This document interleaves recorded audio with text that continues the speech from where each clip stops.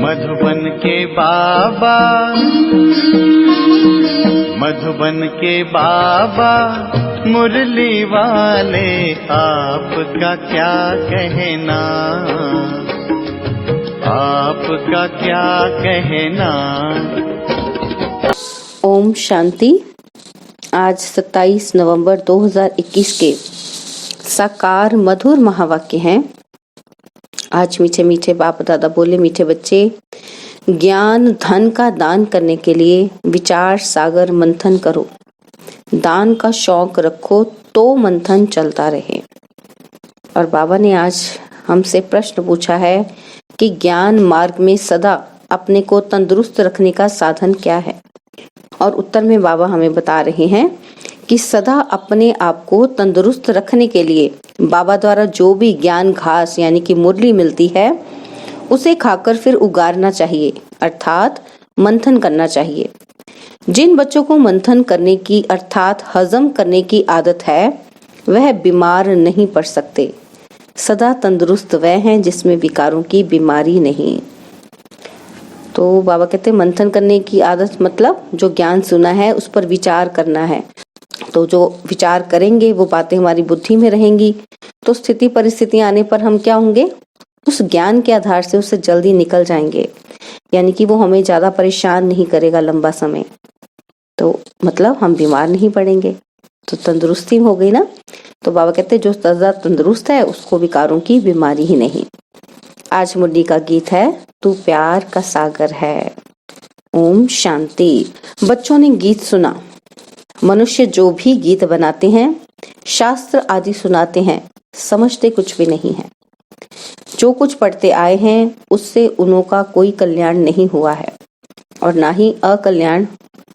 बाबा कहते और ही अकल्याण होता आया है, कल्याण तो कोई हुआ ही नहीं, अकल्याण हुआ है। बाबा कहते सर्व का कल्याणकारी एक ही ईश्वर है। तुम समझते हो हमारा कल्याण करने वाला आया हुआ है, कल्याण का रास्ता बता रहे हैं। खास तुम भारतवासियों का और आम सारी दुनिया का कल्याण करने वाला एक बाप ही है। सतयुग में सबका कल्याण था, तुम सब सुख धाम में थे और बाकी सब शांति धाम में थे। यह बच्चों की बुद्धि में है, परंतु पॉइंट खिसक जाती है, पूरी धारणा नहीं करते हैं। अगर एक पॉइंट पर विचार सागर मंथन करते रहें तो ऐसा ना हो। बाबा कहते एक ही पॉइंट पर विचार सागर मंथन करते रहे, ऐसा नहीं होना चाहिए। जानवरों में जितना अकल है आजकल के मनुष्यों में उतना भी अकल नहीं। जानवर बाबा कहते वो घास खाते हैं तो उगाड़ते रहते हैं। गौ का एग्जाम्पल बाबा ने दिया है। बाबा कहते तुमको भी जो भोजन मिलता है परंतु तुम फिर सारा दिन उगाड़ते नहीं हो। बाबा कौन से भोजन की बात कर ले, बाबा मुरली की बात कर रहे हैं। बाबा कहते वह तो सारा दिन उगाड़ते ही रहते हैं, यह तुमको मिलता है ज्ञान घास, योग और ज्ञान। बाबा कहते इस पर दिन भर विचार सागर मंथन करते रहना चाहिए। जिनको सर्विस का शौक नहीं वह विचार सागर मंथन करके क्या करेंगे, शौक नहीं तो करेंगे भी नहीं। कोई कोई को ज्ञान धन देने का शौक रहता है। गौशाला में मनुष्य जाकर गौओं को घास आदि देते हैं, यह भी पुण्य समझते हैं। बाप तुमको यह ज्ञान घास खिलाते हैं। इस पर विचार सागर मंथन करते रहेंगे तो खुशी में रहेंगे और सर्विस का शौक भी होगा। कोई लोटा भर लेते हैं अथवा बूंद लेते हैं, बाबा कहते वह भी स्वर्ग में चले जाएंगे। स्वर्ग के द्वार तो खुलने ही है। यूं तो ज्ञान सागर को हप करना है। कोई तो सारा हप करते हैं और कोई तो बूंद लेते हैं, फिर भी स्वर्ग में तो जाएंगे। जो बूंद लेते हैं बाबा कहते वो भी स्वर्ग में जाएंगे। बाबा कहते बाकी जितना जितना धारण करेंगे उतना ऊंच पद पाएंगे। बाकी स्वर्ग में एक बूंद से भी चले जाएंगे। देखो बाबा कहते एक बूंद भी ज्ञान की एक बात भी सुनी तो स्वर्ग में जाने के काबिल बन जाएंगे। बाबा कहते मनुष्य मरते हैं तो उनको गंगा की एक बूंद देते हैं और कोई कोई घर में सदैव गंगा जल ही पीते हैं। कितना पीते होंगे? बाबा कहते गंगा तो बहती रहती है, उनको तो कोई हप कर ना सके। तुम्हारे लिए तो गाया हुआ है कि सागर को हप कर लिया। बाबा कहते जो ज्ञान सागर के नजदीक आ जाते हैं, जास्ती सर्विस करते हैं, वही विजय माला में पिरोए जाते हैं।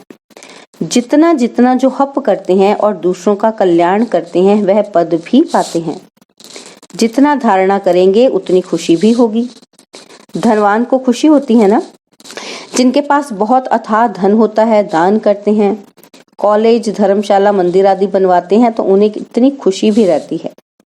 बाबा कहते हैं यहाँ तो तुमको मिलते हैं अविनाशी ज्ञान रत्न, 21 जन्मों के लिए अविनाशी खजाना। बाबा कहते हैं जो अच्छी रीति धारण कर फिर दान भी करते हैं उन्हें अच्छा पद मिलता है। कोई कोई बच्चे लिखते हैं, बाबा हमको दिल होती है कि नौकरी छोड़ इस रूहानी सर्विस में लग जाए, प्रोजेक्टर प्रदर्शनी लेकर फिरते रहें, एक बूंद भी कोई को मिलेगी तो कल्याण हो जाएगा। सर्विस का बहुत शौक है। बाकी हर एक की अवस्था को बाबा जानते हैं। सर्विस के साथ फिर गुण भी चाहिए, ना क्रोध होना चाहिए, ना कोई उल्टा सुल्टा ख्याल आना चाहिए। विकारों की कोई भी बीमारी ना हो, तंदुरुस्ती अच्छी चाहिए। बाबा कहते हैं जिनमें विकार कम है, बाबा कहेंगे ये तंदुरुस्त है। बाबा महिमा करेंगे ना, गाया भी हुआ है। कौन कौन अच्छे महारथी हैं, उन्होंने फिर असुर और देवताओं की लड़ाई दिखाई है। देवताओं की जीत हुई। अब हमारी लड़ाई है 5 विकारों रूपी असुरों से। और कोई किस्म के मनुष्य असुर नहीं होते हैं। जिनमें आसुरी स्वभाव है उनको ही असुर कहा जाता है।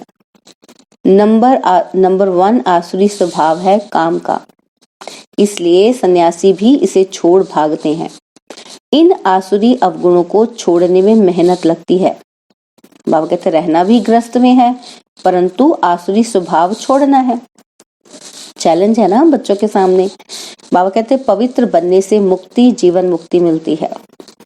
कितनी भारी प्राप्ति है, वह तो घर बार छोड़ भाग जाते हैं, प्राप्ति कुछ है नहीं। इन चित्रों में कितनी अच्छी अच्छी बातें समझने की है। वो लोग तो सिर्फ चित्रों का शो करते हैं, सिर्फ चित्र देखने के लिए कितने जाते हैं। बाबा कहते फायदा कुछ भी नहीं। यहाँ इन चित्रों में कितना ज्ञान है, इससे फायदा बहुत होता है। इसमें आर्ट आदि की कोई बात नहीं, ना कोई बनाने वाले की होशियारी आदि है। उनको तो नाम चित्र पर लिखे हुए होते हैं ना, उन्होंने लिखा हो कि मेड बाय, तो बाबा कहते हैं आर्टिस्ट को इनाम मिलता है। कई इतना समझते हैं, हाँ बाप को तो जरूर याद करना चाहिए। इतना कहा तो भी प्रजा बनी। बाबा कहते प्रजा तो अथाह बननी है। मैं तो हूँ ज्ञान का सागर, एक बूंद भी किसी को मिलने से स्वर्ग में आ ही जाएंगे।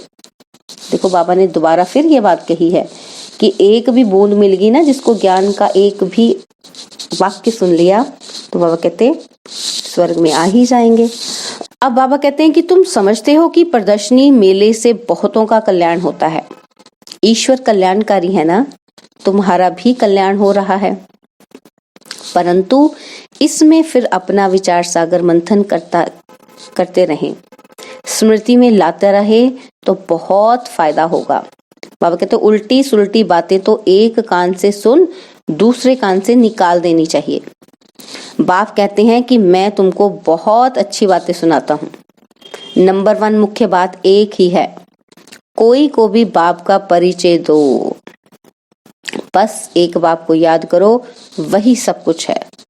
भक्ति मार्ग में बहुत ऐसे होते हैं, बोलो आप तो बहुत अच्छा करते हो, अंगुली से इशारा करते हैं कि सब कुछ परमात्मा कराते हैं। वह सबका कल्याणकारी ऊपर में रहते हैं, रहती तो तुम आत्माएं भी वहां ही हो। यह सारी ज्ञान की बातें तुम अभी समझते हो। ज्ञान में कहते हैं ना, भक्ति में, कि परमात्मा ऊपर रहता है, तो हम भी तो यही समझते थे। तो बाबा कहते आप भी तो वहीं रहते हो। अब आपको ज्ञान है, आप इन बातों को समझ सकते हो, लेकिन दुनिया वाले नहीं समझ सकते। तो बाबा कहते मुख्य बात क्या है, बाप का परिचय देना। बाप कहते हैं बच्चे अभी तुम्हारा ये कपड़ा यानी कि ये जो शरीर है वो सड़ गया है। सत्युग त्रेता में कितना अच्छा वस्त्र था, अब सड़ा हुआ वस्त्र कहाँ तक पहनेंगे। परंतु यह कोई भी समझते नहीं है। बाप आकर जब समझाएं तब समझें। अभी तुम बच्चे समझते हो कि ज्ञान देने वाला है ही एक बाप, वह है सागर। जो सागर हप कर लेते हैं वही विजय माला के दाने बन जाते हैं। वो सदैव सर्विस पर ही तत्पर रहते हैं। बाबा आए ही हैं बच्चों को पावन बनाने, पावन बनकर फिर वापस जाना है। जहां से आए हैं फिर वहां ही जाएंगे, नंबरवार, आगे पीछे नहीं जा सकते हैं। नाटक में एक्टर्स का एक्ट टाइम पर होता है ना, इसमें भी जो एक्टर्स हैं वह नंबरवार अपने अपने समय पर आते जाएंगे। यह बेहद का नाटक बना हुआ है। ब्रह्म में हम आत्माएं बिंदी रहती हैं, वहां और कुछ क्या होगा, कहाँ एक आत्मा बिंदी और कहाँ इतना बड़ा शरीर।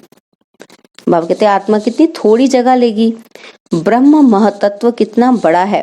जैसे पोलार का एंड नहीं, वैसे ब्रह्म महतत्व की भी एंड नहीं होती है। कितनी कोशिश करते हैं अंत पाने की, परंतु पा नहीं सकते। कितना माथा मारते रहते हैं, परंतु कोई चीज ही नहीं जिसको पकड़े या पार जाए। साइंस का घमंड कितना है, कुछ भी फायदा नहीं। सुना है ना, आकाश ही आकाश, पाताल ही पाताल। समझते हैं मून में दुनिया होगी, वह भी ड्रामा में उन्हों का पार्ट है। बाबा कहते फायदा कुछ नहीं, बाप तो आकर हमको विश्व का मालिक बनाते हैं। कितना फायदा है। बाबा कहते बाकी मून में जाओ, छू मंत्र से भभूत आदि निकालो, इससे क्या फायदा। अब तो हम बेहद के बाप से बेहद का वर्षा लेते हैं, कल्प कल्प लेते आए हैं। वर्ल्ड की हिस्ट्री ज्योग्राफी रिपीट होती है, यह चक्र फिरता रहता है। दुनिया में पहले सिर्फ भारत ही था, भारतवासी ही विश्व के मालिक थे। वहां देवताओं को कोई खंड का मालूम नहीं रहता, यह तो बाद में वृद्धि को पाते हैं। नए नए धर्म स्थापक आकर अपना अपना धर्म स्थापन करते हैं, बाकी वह कोई सदगति तो नहीं करते हैं, सिर्फ धर्म स्थापन करते हैं। उनका क्या गायन होगा। मुक्ति धाम से आते हैं पाठ बजाने, मनुष्य कहते हैं मोक्ष में बैठे रहें। इस आवागमन के चक्कर में आए ही क्यों, परंतु इसमें तो आना ही है, पुनर्जन्म लेना ही है, फिर वापस जाना है। बाबा कहते ये बना बनाया ड्रामा का चक्र है। लाखों वर्ष का ड्रामा तो कोई होता ही नहीं, यह तो नेचुरल अनादि ड्रामा है।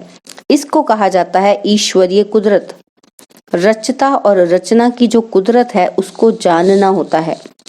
ऐसा कोई मनुष्य नहीं जो बैठकर पुरुषार्थ करे सृष्टि चक्र को जानने का। यह सृष्टि का चक्र कैसे फिरता है यह ख्याल करना आएगा ही नहीं। सबसे पुराने ते पुराना चित्र है शिवलिंग का। खुदा आया हुआ है, फिर उसका यादगार बनाते हैं। पहले जब शिव की पूजा शुरू होती है तो हीरे का लिंग बनाते हैं, और फिर जब भक्ति रजो तमो हो जाती है तो पत्थर का भी बनाते हैं। शिव बाबा तो हीरो का है ही नहीं, वह तो एक बिंदी है, पूजा के लिए बड़ा बनाते हैं। समझते हैं कि हम हीरे का शिवलिंग बनाए। बाबा कहते सोमनाथ के इतने बड़े मंदिर में एक बिंदी रखें तो समझ में भी ना आए। बाप समझाते हैं कि भक्ति मार्ग में क्या क्या होता है, क्योंकि बाबा बता रहे हैं ना कि मैं तो बिंदी हूँ, मंदिर इतना बड़ा बनाया और बिंदी बिंदी से लोग क्या समझेंगे, कैसे जानेंगे। उनको समझाने के लिए, बताने के लिए, दिखाने के लिए शिवलिंग के रूप में बड़ा बना देते हैं। बाबा कहते देखो भक्ति मार्ग में क्या क्या होता है। साइंस वाले इन्वेंशन करते रहते हैं, अच्छी अच्छी चीजें निकालते रहते हैं, विनाश के लिए भी निकालते रहते हैं। आगे बिजली थोड़ी थी, मिट्टी का दीपक जलाते थे। बाप समझाते हैं मीठे मीठे बच्चे थोड़े में राजी मत हो जाओ, अच्छी रीति धारण कर सागर को हप करो। जो अच्छी रीति सर्विस करेंगे तो पद भी अच्छा पाएंगे। सारा दिन खुशी का पारा चढ़ा रहना चाहिए। बाबा कहते ये तो छी दुनिया है, अब यहाँ से जाएंगे।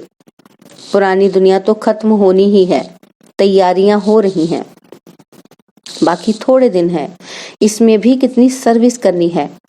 सारे भारत में तो क्या, विलायत में भी सब तरफ चक्र लगाना है। अखबारों द्वारा विलायत के कोने कोने तक भी पता लग जाना है। इस सीढ़ी आदि से झट समझ जाएंगे। बाप आता ही है बच्चों को फिर से स्वर्गवासी बनाने। बरोबर लक्ष्मी नारायण भारत में ही राज्य करके गए हैं। महिमा तो बहुत करते हैं कि भारत प्राचीन देश है, बहुत महिमा करते हैं कि भारत ऐसा था, भारत में ऐसी पवित्र देवियां थी। बाबा कहते तुम जानते हो कि हम बाप से 21 जन्मों की प्रारब्ध पाते हैं। बाप बिल्कुल सिंपल पढ़ाते हैं, दिखाते हैं द्रौपदी के पांव दबाए, वह भी कुछ नहीं है। यह तो बाबा कहते हैं बच्चे भक्ति मार्ग के धक्के खाकर थक गए हैं, अब हम तुम्हारी थक दूर करते हैं। तुम धक्के खा कर पतित बन पड़े हो। बाप कहते हैं मैं तुम्हारी थक दूर कर रहा हूँ, फिर कभी दुख नहीं देखेंगे, जरा भी दुख का नाम नहीं होगा। बाकी पुरुषार्थ कर ऊंच पद पाना है। अच्छा पद पाएंगे तो कहेंगे ना कि इसने पास जन्म में अच्छे कर्म किए हैं। बाबा कहते गायन तो होता है ना, परंतु कोई जानते नहीं कि इन्होंने कब पुरुषार्थ कर यह पद पाया। कह देते हैं, हम भी कहते हैं ना, किसने तो बहुत अच्छे कर्म किए होंगे, तो वो किसने करवाए, किसने ये बुद्धि दी?